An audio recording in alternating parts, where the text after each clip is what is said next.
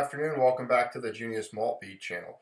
We're going to do something different today. We're going to take a walk through Great Britain, British, United Kingdom, a little bit of their currency history, and most focused on costs of living. What did these coins, these pieces of silver, and even more rare pieces of gold purchase back in the day? And in the day meaning as far back as the Middle Ages, move our way up through the Victorian era and into the last century, pre-World War II, and so on. So it's going to be interesting because I've never really looked at this particular, part of coinage history. Being in the United States, I've always been focused more on our cost of living, our coinage, and things like that. But there's so many brothers and sisters as part of this little channel here that are across the pond, as we put it, over there in the UK. It's going to be interesting to take a look at this. I might screw some things up because I am no expert at it. What set this off was one of the dedicated subscribers here, to my detriment, sent me a half-crown the other day. And so it's set off a flurry of investigation and interesting reading in looking into what a half-crown was, their pre-decimal setup, how their currency was structured, and then what these particular coins purchased. So it's very interesting. It's going to be fun. Hope you can endure the boredom because it's probably going to be a very long video. But if you're in the UK, you might enjoy it. So buckle up and join me as we walk through these times. All right, so let's go back in time a bit to the medieval times. While the medieval period saw a pronounced increase in trade and the growth of cities, it was also marked by wars and plagues that significantly depopulated large swaths of Europe.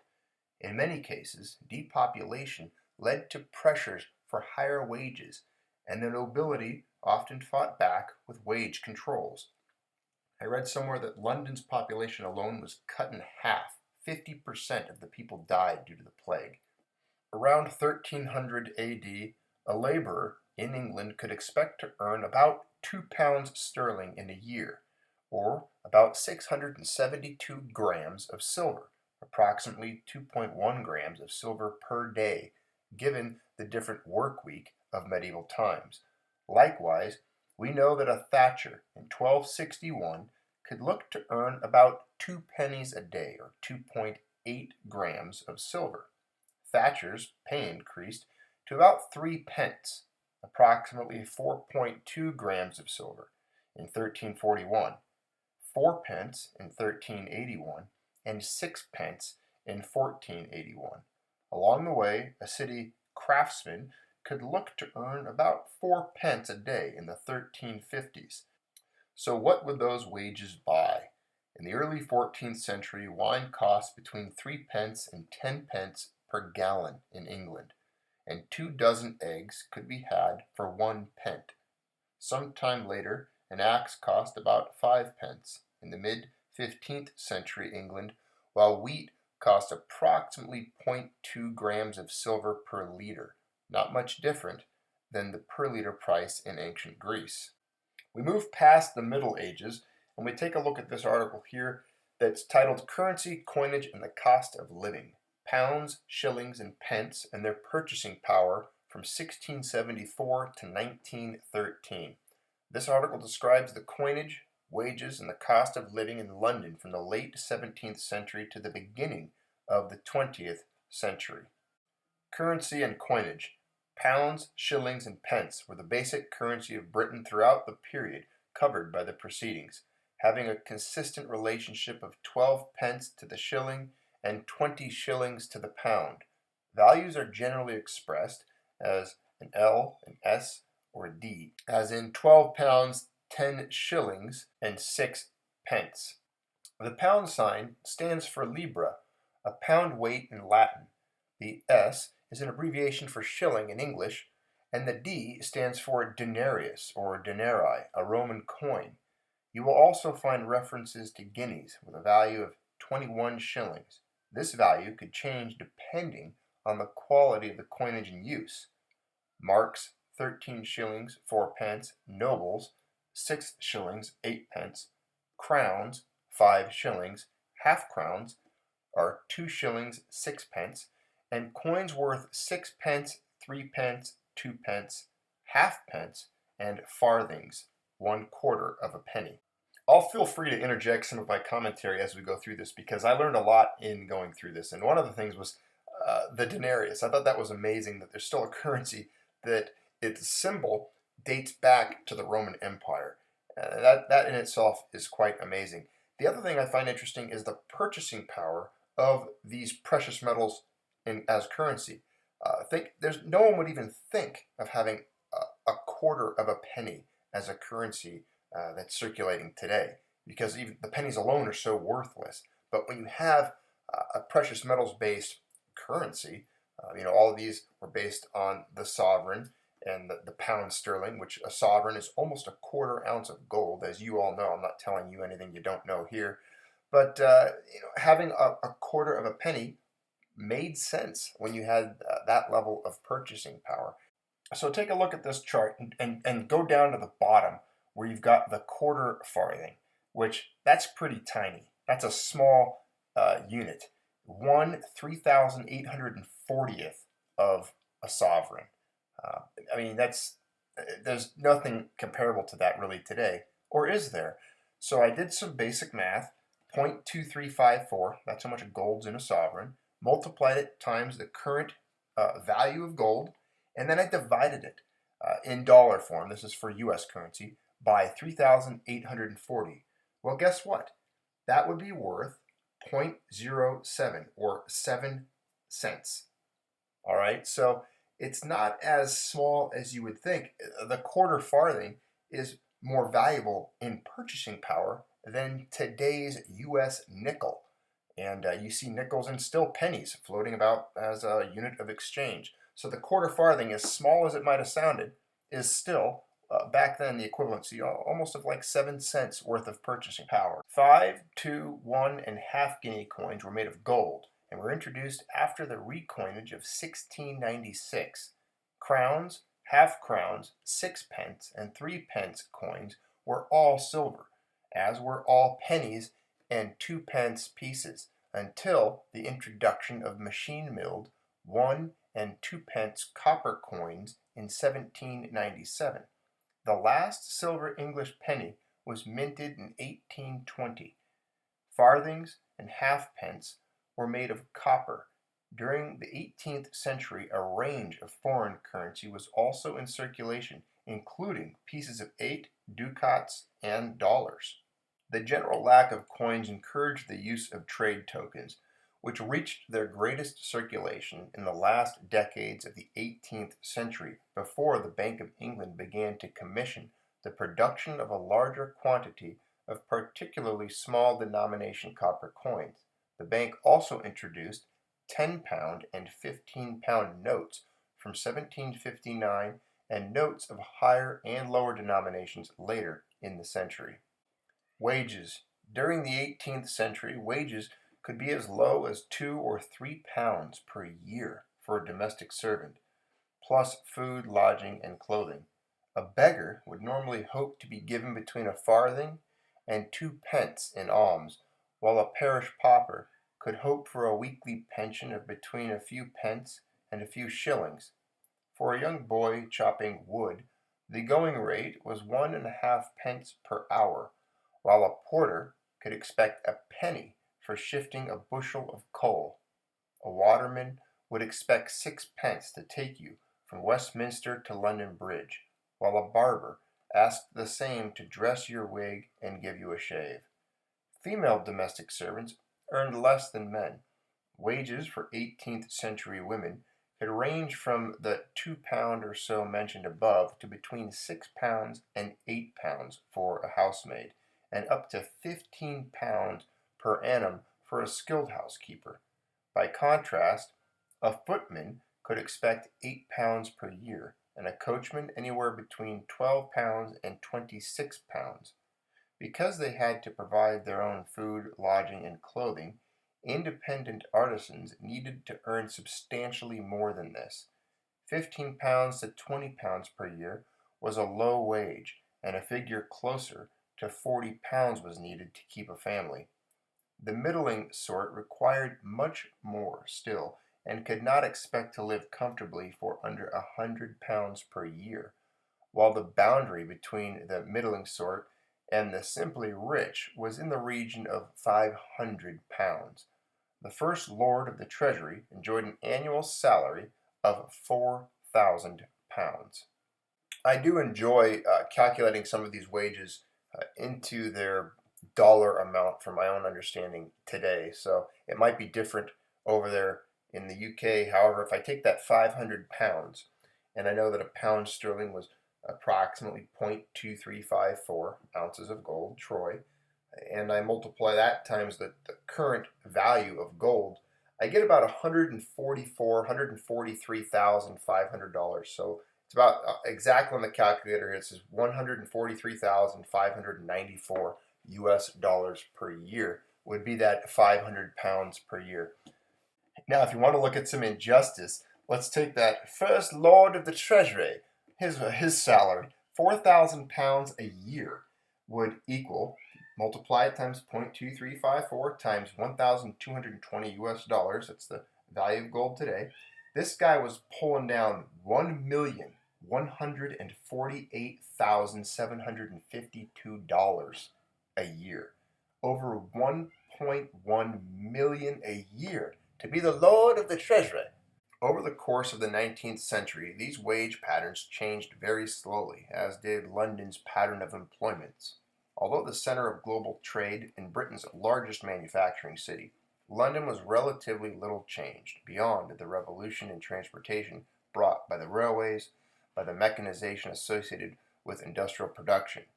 Through at least the middle of the 19th century, most people continued to work in small manufactories or from home on a piece rate in sweated trades. Clerking and financial and legal services became more common occupations in the second half of the century, swelling the ranks of the middle classes. For most trades, wage rates, throughout the period covered by the proceedings, changed little. In the 160 years between 1700 and 1860, for instance, a carpenter's daily wage rose only gradually and intermittently from 2 shillings 6 pence per day to around 5 shillings per day. By the middle of the 19th century, a skilled engineer could command 7 shillings 6 pence a day, or around 110 pounds per year, if fully employed. But this was not significantly more than their 18th century predecessors. In the last decades of the 19th century, William Booth estimated that a working family needed an income of at least 18 shillings to 21 shillings a week, or around 50 pounds a year just to get by, and 22 shillings to 30 shillings a week, or 57 to 78 pounds per annum, to be, quote, comfortable. To give you a rough idea of how much that would mean in today's dollars, the 57 pounds to 78 pounds per year would equal around $19,000 to $22,000 per year today if we turned those British pound coins, their gold, into US dollars today. So it goes to tell you that gold, I think, is again, this is one of those things that reflects upon gold's value as being a little lower than it should be, because if you could live very comfortable back then on just 57 to 78 pounds, gold's purchasing power not being suppressed, again, this was the time before ETFs and all that garbage, gold really went far in its purchase of goods and services with an economy based upon it. The cost of living, much more variable, was the real wage, or cost of living experienced by most Londoners. Some items were much more expensive than their modern equivalents. In the 18th century, for instance, clothes in particular represented a much higher proportion of normal spending than they do now. A man's suit could easily cost 8 pounds. So again, 8 pounds, you convert that into gold, that's almost 2 ounces of gold. So what, $2,400 today, $2,450? That's a lot of money, Continuing on, while even the uniform of a child looked after by the Foundling Hospital cost £1 12 shillings, 10 and a half pence. Rent was also a more substantial component of most people's budgets than it is today. 2 pence a night would get you a shared bed in a cheap lodging house, while an inexpensive unfurnished room could cost 1 shilling 4 pence per week. In order to gain a settlement, however, one needed to rent a house for £10 per year. In the 1760s, a young gentleman like James Boswell spent £40 per year renting a set of rooms. By the end of the 19th century, some prices, particularly of manufactured goods, had fallen significantly. Clothing and apparel of all sorts became cheaper and more readily available as machine-made fabrics replaced their handmade predecessors. By 1888, a skilled clerk could expect to buy an outfit suitable for Sunday best for £2 10 shillings, and a workday suit for £2. Furniture likewise became much more affordable. Expectations in relation to housing rose with the ever-expanding suburbs. Renting a terraced house suitable for a senior clerk, his family, and at least one live-in servant could easily cost £100 a year. But this outlay would purchase a level of domestic comfort that would have been the envy of even well-to-do 18th century Londoners. While inner-city and slum accommodation remained both widespread and of poor quality, it continued to be available for a low price. Throughout the 19th century, the East End in particular attracted waves of new immigrants who shared cramped and squalid rental accommodation of a sort that would have been all too familiar to their 18th century predecessors. Nonetheless, the most significant and variable item of expenditure remained food. The price of bread, the commodity most commonly used to measure historical change in the cost of living, reached its high point in the first half of the 1810s, when a 4-pound loaf of bread was priced at over a shilling. For most of the period on either side of the turn of the 19th century, the equivalent price was between 5 and 10 pence for the same loaf. In normal times, the more manageable 1-pound loaf of bread could be purchased for a penny farthing or halfpence.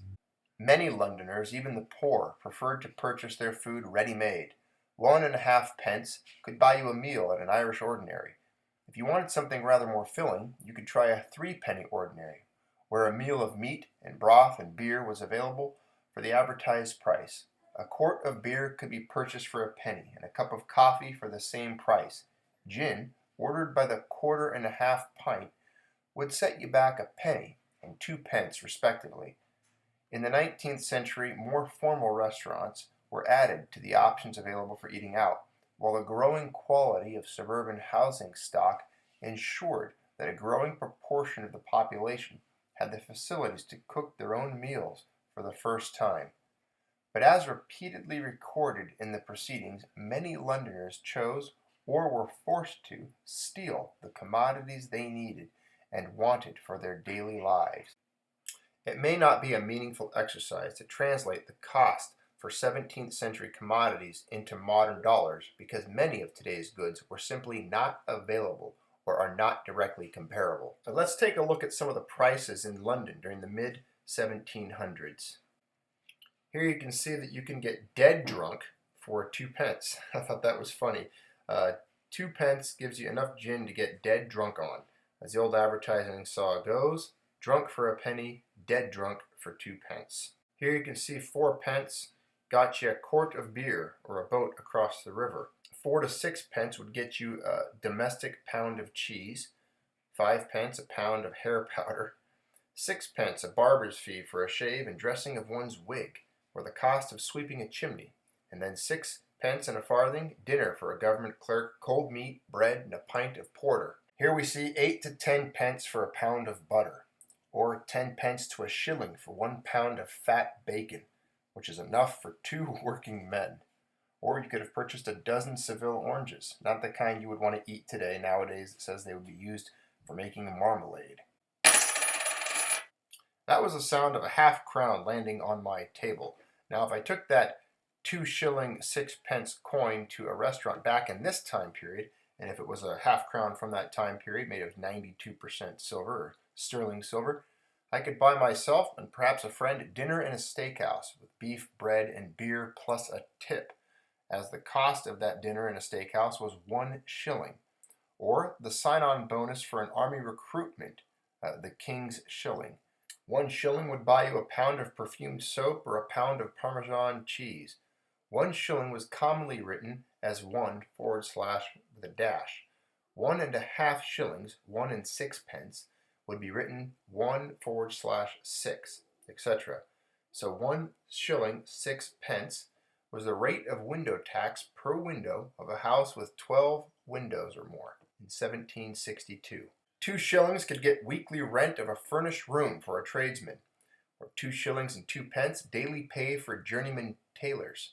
Again, thinking of my half-crown, 2 shillings and 6 pence could purchase a whole pig, or pay for a tooth extraction, or a dinner sent in from a tavern, a chicken at Valhall Gardens, a ticket to hear the rehearsal of the music for the royal fireworks at Valhall. 2 shillings and 10 pence was a pound of candles. Now I have got to draw some examples from my own personal experience here, because I have a friend that raises hogs and pigs for money. He's a farmer, but he also has hogs as kind of a cash thing. He's got a whole pen, I don't know, 30, 40 pigs in there sometimes.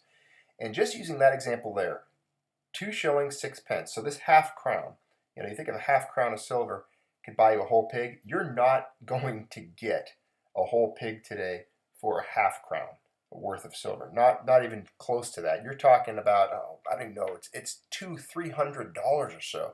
Then you've got the butchering fees, the price of a well raised, because he raises them fairly naturally, just a lot of vegetables and feed that he grows there. He's not giving these things disgusting waste products. These things are eating good food. But still, any pig today, you buy a whole hog, you're not going to get it for basically the equivalent of almost a half ounce of silver. So what is a half ounce of silver today? About $8. So think of the purchasing strength. You look at these comparisons, look at what a half crown was buying people back in the day. This points to, again, that conversation we always have on the true value of silver and what silver can do, the goods and services it can purchase. So keep that in mind as we go through this. Keep looking at these prices. Think of the size of the coin, the amount of metal that it contains, and then what is it purchasing, and what can that same amount of metal purchase today at times. And one part of the equation you have to keep in mind is the gold-silver ratio. This is back when the gold-silver ratio was pretty firmly established at 16-1. Today it's what, 70-1? I think that's part of the reason we see these disparities in the prices of what silver could purchase back then, because you could turn in these coins for gold sovereigns, and the exchange rate was much narrower than it is today. I mean, think of this. You could take 8 half crowns and turn them in to get 1 British sovereign, so a quarter of an ounce of gold. However, even with that in mind, that's only going to equate in today's dollars of about $36 worth in that half crown when it comes to how much gold it could purchase during that exchange process. A half crown being about $36 worth of gold today. And you arrive at that quite simply by taking the gold value of a sovereign, 0.2354 times today's gold, and divide it by 8, and then you get what the half crown's value is in gold. Here we see that 3 shillings 2 pence would buy a pair of men's yarn knitted stockings. Knitting was fairly new. 3 shillings and 3 pence a barrel of Colchester oysters. 4 shillings 6 pence a petticoat for a working man. Or 5 shillings would be a pound of Fry's drinking chocolate, a bottle of claret at Valhall, a box at Drury Lane Theatre, a workman's second-hand coat.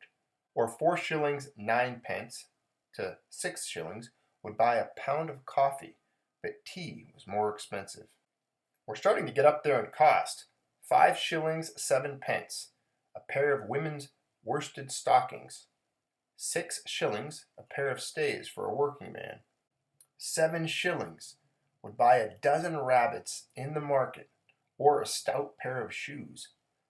7 shillings 6 pence.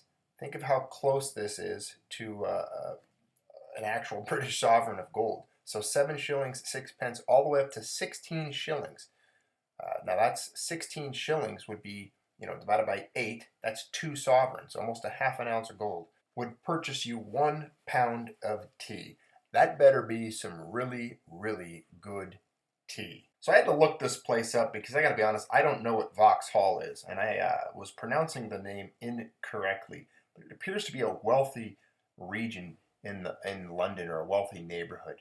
So I apologize to my UK and British friends here for mispronouncing your word, Vauxhall. Well, 8 shillings, so 1 sovereign, would buy a bottle of champagne at Vauxhall. 8 shillings 8 pence, a yard of flowered damask. You would need 15.5 yards for 1 dress. 9 shillings was the weekly wage of an unskilled laborer.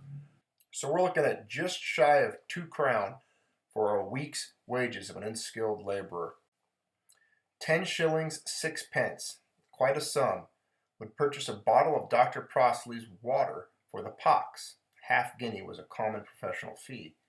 Or a ticket to hear Handel's Messiah with actual Handel on the organ at the Founding Hospital. A ticket in pit or box at Theatre Royal, Covent Garden, 1763. Now here's an ugly fad that didn't die soon enough. The cost of various wigs. A wig could cost you up to £1.15, and as low as 10 shillings 6 pence. 18 to 22 shillings was the weekly wage of a journeyman tradesman in 1777. So if we just say 20 shillings, we divide that by 5, you're looking at 4 crown. 4 crown a week for a journeyman tradesman in 1777. Here we see that £1 1 shilling, or a guinea, was the price of a fine beaver hat, or 12 French lessons. A sailor for the East India Company in 1762 was paid £1 15 shillings per month. A suit of clothes for a clerk in public office ran around £4 10 shillings. £5 would purchase a silver-hilted sword. £5 5 shillings, or 5 guineas, a silver watch. £6 was the cost of a night out, including supper, a bath, and a fashionable courtesan. We interrupt this invigorating program to bring you a chart, the price of gold all the way back to 1265. We have often seen requests to show the price of gold going back as long as possible. Tonight we can oblige with a gold price chart indexed in 2010 British pounds going all the way back to 1265. To the surprise of many, the early 1980s gold price surge is not the only time in history when gold exploded, as America's game with inflation was almost lost. It appears that based on the surge in gold back in the late 15th century, there was actually quite a serious need for Columbus to go forth and find a source of gold, because last we checked, Ferdinand and Isabella did not have Bernanke's money printers back then. And yes, as Goldman says, there were no ETFs back in the 16th century to draw demand away from the real deal and into make-believe exposure. And here's another fluctuating chart showing the price of gold over the course of time dating back to 1344. This is from 1344 to 1998. We now find ourselves in the Victorian era. Wages and cost of living in the Victorian era. Looking at wages, according to Porter, 176, in the mid-1860s, workers in London received the following wages for a 10-hour day and a 6-day week. Common laborers were paid 3 shillings 9 pence. Excavators wearing their own long water boots, 4 shillings 6 pence. Bricklayers, carpenters, masons, and smiths, 6 shillings 6 pence. Engineers, 7 shillings 6 pence, or £110 per year. These wages reflect weekly pay in the mid to late 60s, the various sources listed below. A mail coach, 10 shillings. A female telegraph clerk, 8 shillings. London artisans, 36 shillings. London labourers, 20 shillings. Farmhands, 14 shillings. Sailors, 15 shillings. Seamen on steamers, 16 shillings 4 pence. In better paid positions, particularly the professions, salaries were indicated in annual amounts. Two positions for which information is available are Army Cornet, £200, Indian Civil Service Officer, £300. Here you can see the cost of living for a senior clerk, 1844. Rent, £25. Taxes, £5. Maid, £7. Coal for 5 tons, £6, 5 shillings. Candles and wood were £2. Tea, £7, 16 shillings and 6 pence. Let's move down to beer. That's important. £6, 10 shillings. Washing woman, soap, and her meals, £6, 13 shillings. Clothing, £23 and 6 shillings. Church and charity, £3, 10 shillings. Doctor, £5. Amusements, £1, 19 shillings and 4 pence. Savings, £6, totaling £150 for the year. This is the cost of living for a typical rising professional man with a £700 annual income, early 1900s. I did the math, and this is over $200,000 a year is what this gentleman would be earning if you converted his pounds, his gold pound coins, his sovereigns, into today's U.S. currency. So rent and taxes were about £100. 2 maids, £42. Food and cleaning materials for 4 people, £104. Washing, £26. Coal for 1 ton a month, £12. Electrical light, £18. Wine, £10. Office expenses, train fare and lunches, £30. Insurance, £25. Dress times 2, £80. Savings, £50. Total £487 for the professional man's cost of living. Think of that, savings, £50.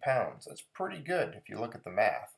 He's putting aside over $14,000 a year in savings, and that's included, and he's still only spending £487 out of his original £700 per year. Moving closer to modern times, this is from a United States Department of Commerce and Labor Bulletin of the Bureau of Labor from March 1911, and it's a study on European wages and costs of living.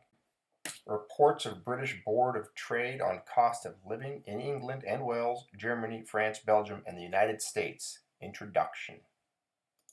This is a summary of data collected in each country, and I believe they converted all of the currencies and valuations into US dollars because this report was for US eyes. Compiled from reports of an inquiry by the Board of Trade into working class rents, housing, and retail prices, together with rates of wages in certain occupations in the principal industrial towns of the United Kingdom, 1908, Germany, 1908, France, 1909, Belgium, 1910, United States, 1911.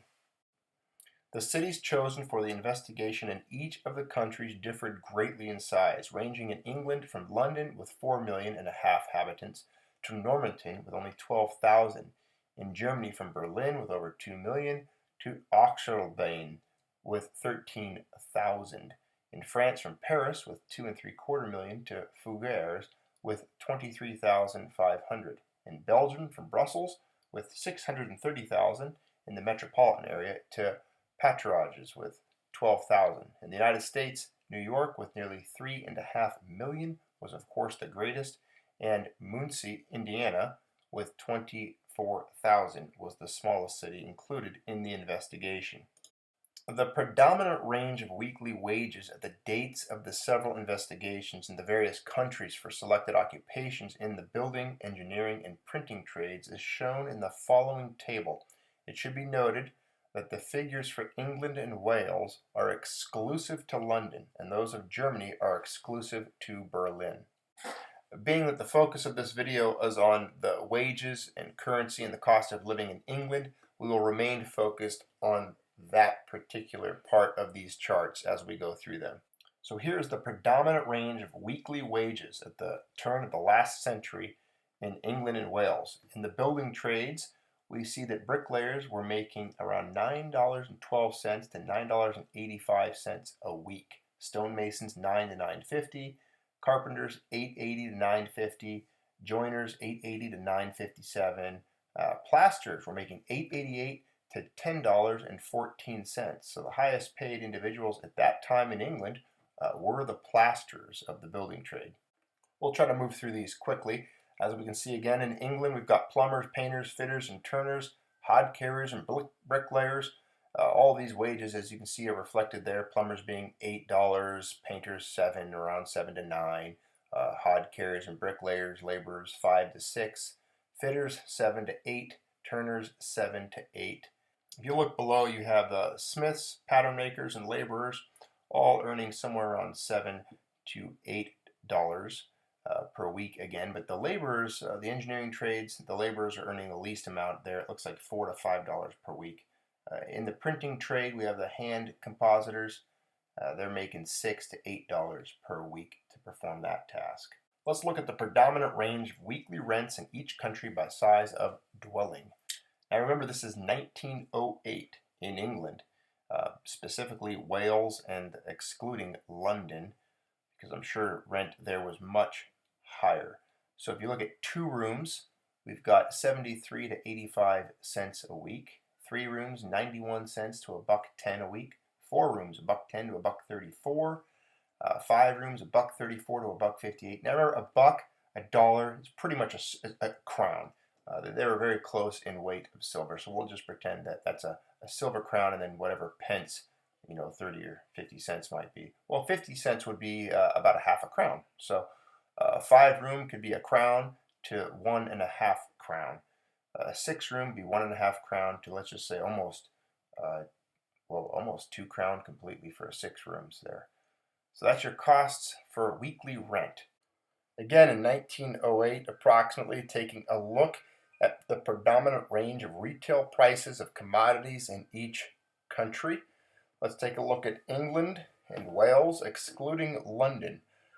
We got 4 cents for a pound of sugar, 14 to 18.5 cents for a pound of bacon. The equivalency, if you guys over there in the UK are wondering, so our dime is, right under 1/10 of an ounce of silver, if that means anything to you. You guys are familiar with the sizes of our coinage, so you're looking at about 1 to 2 dimes for a pound of bacon. Looks like about 14 cents, so another $1.50 again for about a pound of cheese. Butter, looks like it's a little more expensive, almost a quarter. So for a pound, we're looking at a quarter. Now a US quarter at that time contained approximately 6 grams of silver. So you're looking at around 6 grams of silver for a pound of butter. Potatoes, 5 to 7 cents. Flour, wheat, 7 pounds, 16 to 20 cents. Bread, white, 4 pounds, 9 to 11 cents. Let's look at the price of beef. Looks like in England and Wales, excluding London, anywhere from 10 to 12 or 15 cents for 1 pound of beef. Mutton, 8 to 10 cents. Pork, 15 to 47.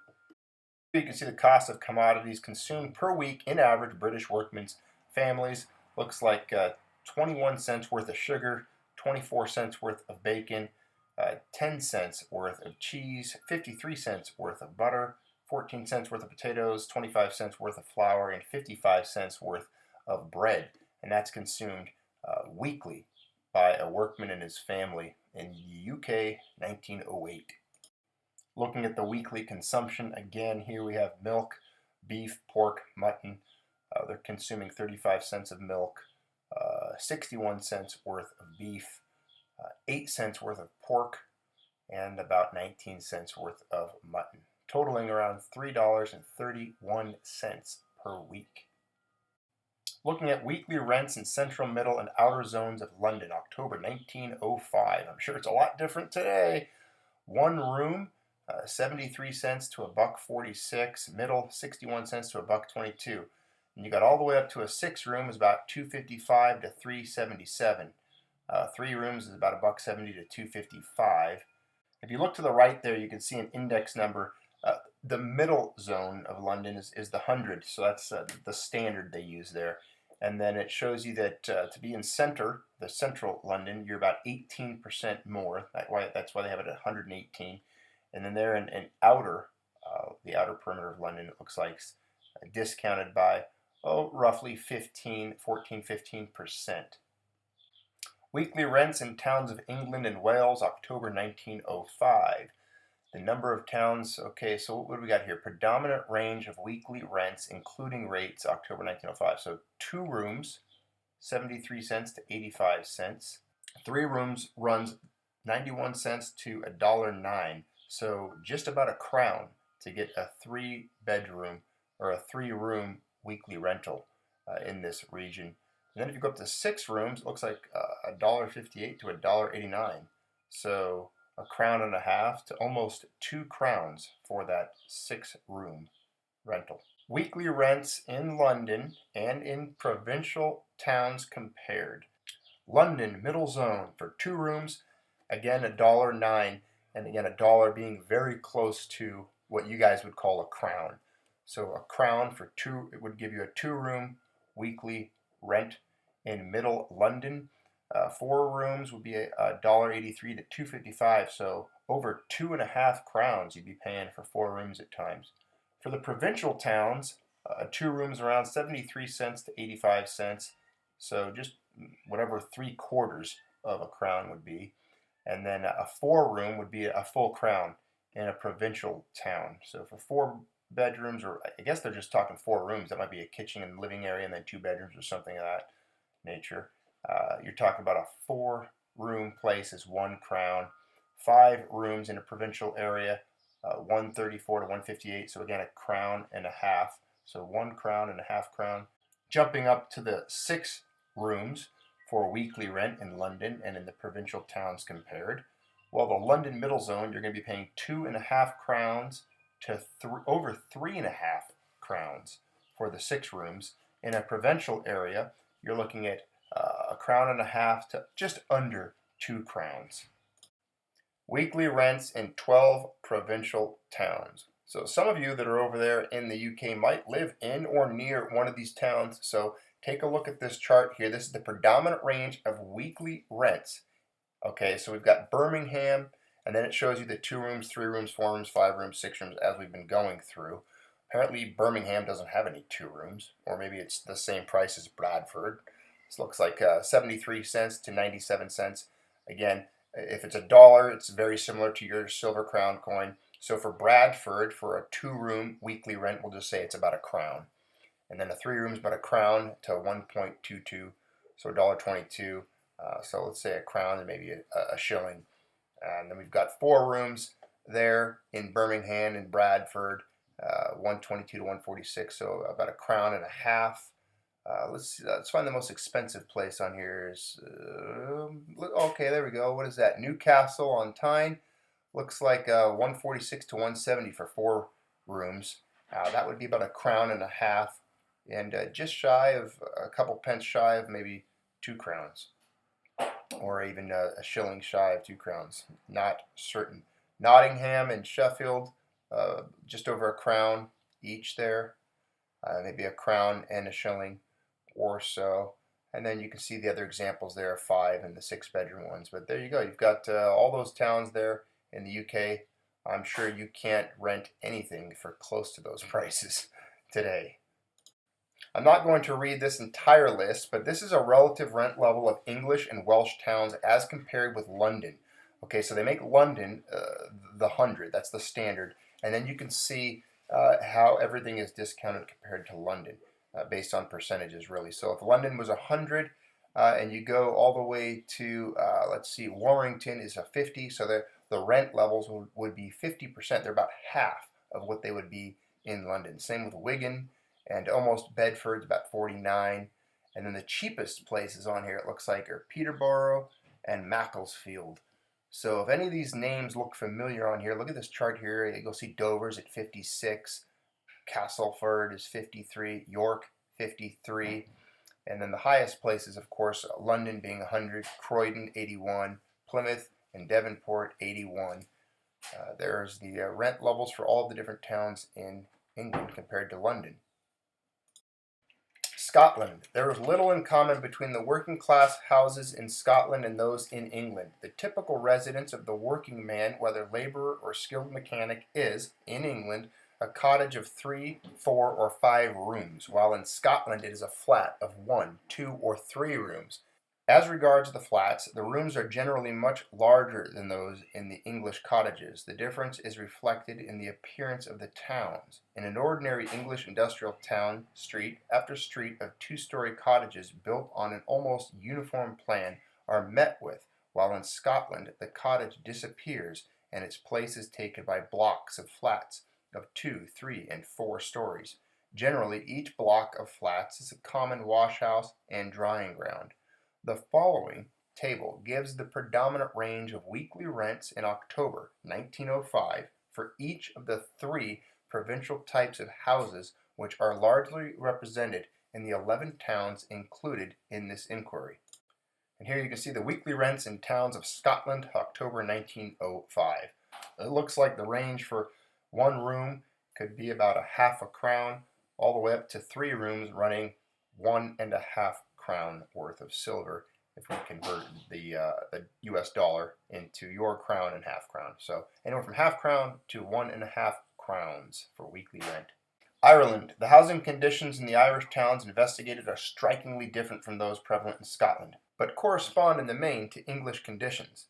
The prevailing types of tenements outside Dublin are cottages of 1 or 2 stories, containing 2, 3, 4, or 5 rooms.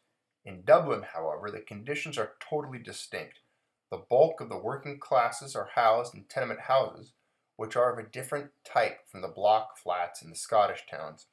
These tenements consist, for the most part, of large houses, once occupied by the wealthier classes, none of the tenements being self-contained.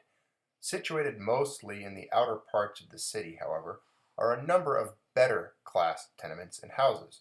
The following table gives the predominant range of weekly rents in October 1905 for each of the principal types of working class accommodation.